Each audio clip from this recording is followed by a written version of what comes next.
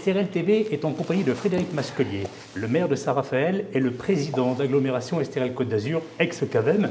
Bonjour Frédéric Masquelier. Bonjour. Alors la dernière fois que nous nous sommes vus dans votre bureau, à la fin de l'été dernier, vous nous aviez fait part d'un État trop centralisé pour gérer la crise de l'hôpital. Qu'avez-vous noté dans ce nouvel épisode que nous venons de vivre ? On a toujours un État qui est très centralisé. Néanmoins, il est vrai qu'au cours de ces derniers mois, on a vu une amélioration, et notamment depuis le mois de novembre où les préfets ont repris en main les choses. Donc le dialogue avec les collectivités locales s'est amélioré. Il n'empêche que nous avons dû vivre tout l'épisode de la vaccination avec ces aléas que l'ensemble de nos concitoyens ont pu suivre. Mais nous, collectivités, on était présents, on a mis en place le centre de vaccination dès qu'on a pu et aujourd'hui il fonctionne bien puisque c'est près de 1000 vaccinations par jour. À mettre en avant, c'est quand même l'effort de solidarité, de résilience de nos concitoyens. Je trouve que les gens ont beaucoup supporté au cours de cette année et de ces derniers mois, et notamment les commerçants, puisqu'il faut rappeler que personne n'imaginait qu'on aurait pu porter atteinte à une telle liberté que celle tout simplement de vouloir travailler, puisqu'on a empêché des commerces de pouvoir ouvrir. Alors on avait mis en place toute une série de mesures de soutien qui venaient en complément des dispositifs de l'État, et notamment à l'égard des restaurateurs ou des hôteliers, puisqu'on a une exonération depuis près d'un an, plus d'un an d'ailleurs, des redevances d'occupation du domaine public ou encore des loyers municipaux, je pense au cinéma, et puis ce dispositif d'accompagnement aussi, de solidarité qui existe auprès du CCAS. C'était le fonds de 500 000 € qui a été mis en place et les services qui ont été entièrement mobilisés pour une attention auprès des plus fragiles, ceux qui sont en difficulté. Et je vous signalerai notamment que l'accueil des sans domicile fixe est toujours ouvert et qu'il le sera jusqu'à la fin mai. Il faut des mesures différenciées, il ne faut pas retomber dans les travers qu'on reproche à l'État, et il faudra notamment évaluer les dispositifs qui ont été mis en place à l'issue de la saison. Je pense que la saison devrait être bonne. On a une chance ici sur notre territoire, c'est que 80% des touristes sont français, donc ils ne connaîtront pas les restrictions au déplacement. Donc il n'y a pas lieu de maintenir des dispositifs pendant les mois de juillet et août, ça n'aurait pas de sens puisqu'on va aller vers une activité normale. Et puis dès le mois de septembre, comme je l'ai toujours indiqué, on verra quelle est la situation et nous serons là en tout cas pour soutenir les entreprises dans le temps. Nous avons eu certes moins de recettes au cours de cette année, je pense aux droits de parking ou encore aux droits de terrasse. Il n'empêche que nous serons en capacité, et notamment grâce au pacte de gouvernance de la communauté d'agglomération, de mettre en œuvre nos 177 mesures. On a commencé d'ailleurs à en mettre un certain nombre en œuvre. Je pense à la révision du plan local d'urbanisme. Je pense également au dispositif d'accompagnement pour les enfants souffrant de handicap. Ce sera prochainement, et je sais que ce sujet vous est cher, mon cher Yvan, c'est la licence gratuite pour les jeunes de moins de 18 ans, afin de pouvoir aller vers une première activité sportive. Et puis, évidemment, c'est tout le travail de fond qui va nous permettre de réaliser nos grands travaux, et notamment la rénovation et le réaménagement du bord de mer. Vous faites partie également, Frédéric Masquelier, d'un des 4 maires français choisis pour le Beauvau de la sécurité qui arrive au terme du travail effectué auprès du ministre de l'Intérieur et du Premier ministre. Pouvons-nous avoir la primeur de ce qui va être mis en place et qu'en avez-vous retenu à titre personnel ? Le Beauvau est un travail de fond. On n'en est qu'à la moitié puisqu'un certain nombre de séances ont été décalées. Mais la réflexion est intéressante, partagée aussi avec des parlementaires et puis les syndicats de police qui sont directement impliqués. C'est de réfléchir sur le lien entre la police et la population. Et ce lien est fondamental, il doit être continu dans le temps. On voit qu'au moment de grandes émotions, après les attentats ou encore face aux événements dramatiques qui sont arrivés encore la semaine dernière à Avignon, donc il faut de nouveaux effectifs. Et je crois que et les événements récents encore ici à Fréjus l'ont montré, il faut renforcer la police sur le terrain et également la police qui est chargée du maintien de l'ordre. Il faut libérer la police, il faut moins de tâches administratives et puis il faut également que la justice suive car il ne sert à rien d'arrêter des multidélinquants ou des multirécidivistes si il n'y a pas une réponse adaptée, appropriée et très ferme à leur égard. Il faut réfléchir sur la notion de peine. Vous avez effectivement la prison et un certain nombre d'individus doivent être mis hors d'état de nuire, être dans un système carcéral extrêmement strict avec une surveillance pénitentiaire. Ensuite, vous avez d'autres individus, et c'est là où la réflexion sur la notion de peine prend tout son sens, qui pourraient être uniquement privés de la liberté de circuler.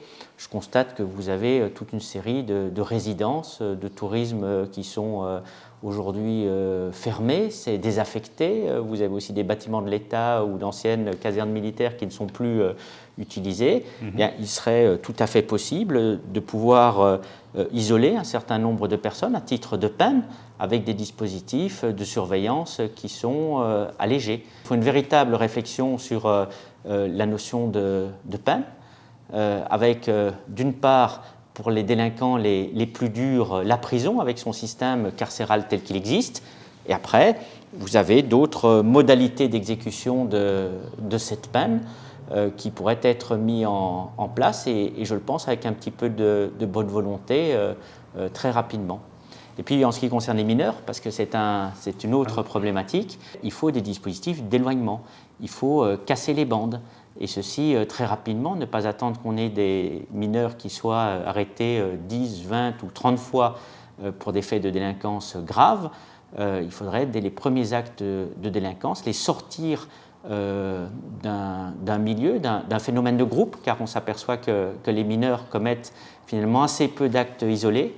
Les actes qu'ils commettent, c'est souvent à plusieurs. Vous avez la force du nombre qui les rend courageux ou plus stupides, évidemment, selon là où on se met. Et ceci, en mettant en place des mesures d'éloignement, je pense qu'on pourrait aussi être efficace. Et de responsabilisation des parents. Je crois que ce concept de responsabilité est absolument central. Et si les parents sont défaillants, eh bien, il faut évidemment qu'on puisse aussi prendre le relais. Qu'est-ce qui ressort en général de tout ce qui se passe dans ces quartiers compliqués aujourd'hui ? C'est un phénomène complexe. Vous avez du décrochage scolaire, vous avez également de la pauvreté, vous avez des faits de délinquance lourds autour des trafics de stupéfiants qui font aussi que les plus jeunes trouvent une rémunération qui est supérieure à celle qu'ils trouveraient avec un véritable emploi. Et pour ce quartier-là, vous avez aussi un phénomène d'islamisation donc qu'il ne faut absolument pas négliger. Et d'ailleurs, par rapport aux événements récents, je m'étonne beaucoup de ne pas avoir entendu des représentants, des leaders, des meneurs du quartier qui est concerné. Ceci arriverait chez vous, où vous auriez des violences de ce type en dessous de vos fenêtres. Vous verriez votre quartier, vous avez votre appartement, votre bien immobilier, c'est une copropriété privée qui se dégraderait.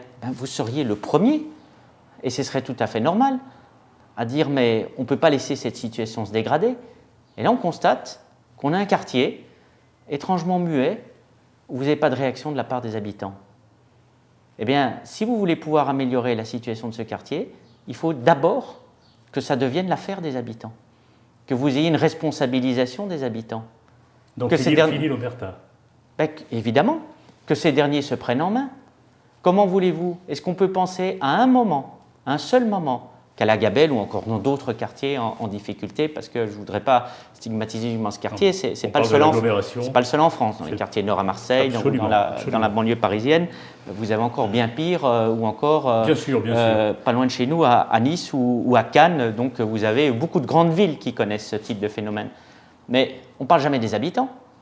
Bien sûr. Pourtant, la solution doit venir d'eux-mêmes, de celui à qui on a brûlé la voiture, de celui qui lorsqu'il rentre chez lui, doit raser les murs, qui voit ses enfants menacés. La Gabelle, c'est 2700 habitants. Comment peut-on penser un seul instant que vous n'auriez que des délinquants dans ce quartier? Ben non, c'est une extrême minorité. Vous en avez 50. Vous en avez peut-être 100 si on regarde la masse d'individus qui se sont réunis la fois passée. Donc il faut que l'ultra-majorité se prenne en main et qu'on l'aide à prendre l'avenir de son quartier en main. Et c'est de cette manière-là qu'on trouvera une solution. il est totalement illusoire de penser qu'il peut y avoir une solution qui viendrait d'en haut et qui, de manière presque magique, résolverait tous les problèmes de ce quartier. C'est beaucoup de travail, mais en associant les habitants du quartier qu'il faut appeler à réagir. Il y avait 41 millions d'euros qui ont été mis par l'État, par la communauté d'agglomération, par la ville de Fréjus également, pour la rénovation de ce quartier. C'est une copropriété privée. Si vous habitez dans une copropriété privée, je pense que ce n'est pas l'État qui est venu financer votre ravalement. Donc vous avez un quartier qui n'a pas été désinvesti par l'État. Ça peut arriver dans certains cas, mais vous avez une présence de l'État, vous avez une présence aussi de la communauté d'agglomération avec la politique de la ville, vous avez une présence de la ville de Fréjus, donc ce n'est pas un quartier qui est désinvesti. Donc il y a un moment donné, et c'est le sens de mon propos, je dis que oui, il faut responsabiliser les habitants. Et si les habitants n'osent pas parler parce qu'ils ont peur de violence, ils ont peur de représailles, eh bien il faut les aider à parler sous toutes les formes que ce soit, parce qu'il faut que ça cesse. Il n'est pas possible d'avoir ce quartier qui se gangrène de plus en plus au fur et à mesure des mois ou des années. C'est invraisemblable. Quand vous voyez qu'on attaque une pharmacie, vous imaginez la bêtise de ces voyous, de s'attaquer soi-même, d'attaquer la pharmacie où va aller ses parents ou encore ses grands-parents. Je veux dire, quand on est vraiment dans une absence de conscience totale, mais totale, de la part donc, des voyous qui ont agi la semaine passée, mais qui pouvaient agir la semaine précédente ou encore celle d'avant. Donc aujourd'hui, il faut une action extrêmement forte et en appelant les gens à leurs responsabilités, j'ai indiqué qu'en tant que président de la communauté d'agglomération, je veillerai à ce qu'on ne mette plus 1 euro d'argent public, eh bien 1 euro d'argent public, tant que chacun autour de la table n'assumera pas ses responsabilités. Et c'est de la seule manière, et il faudra beaucoup de temps, il faudra beaucoup d'énergie, mais c'est de la seule manière dont on pourra faire évoluer ce quartier et le sortir également de la dérive dangereuse, et je pèse mes mots, dangereuse, vers lequel il est en train de basculer. Concernant le contrat de gouvernance auquel vous avez fait allusion tout à l'heure, il a démarré comme vous le souhaitiez, Monsieur le Président d'Estérel Côte d'Azur Agglomération? Oui, je suis satisfait de la manière dont avec les 4 autres maires, on a réussi à mettre de côté des différences, parce que nous avons des différences d'approche, on a des différences politiques entre nous, mais de réfléchir à un projet de territoire. L'exemple que je prends toujours, c'est celui de la copropriété. Quand vous vivez dans une copropriété, eh bien, vous ne choisissez pas vos voisins, vous y habitez parce que vous appréciez l'immeuble avec évidemment votre appartement ou si c'est un lotissement, la maison que vous pouvez avoir et vos parties privatives, mais aussi les parties communes et ça forme un tout. Eh bien, c'est exactement la même chose.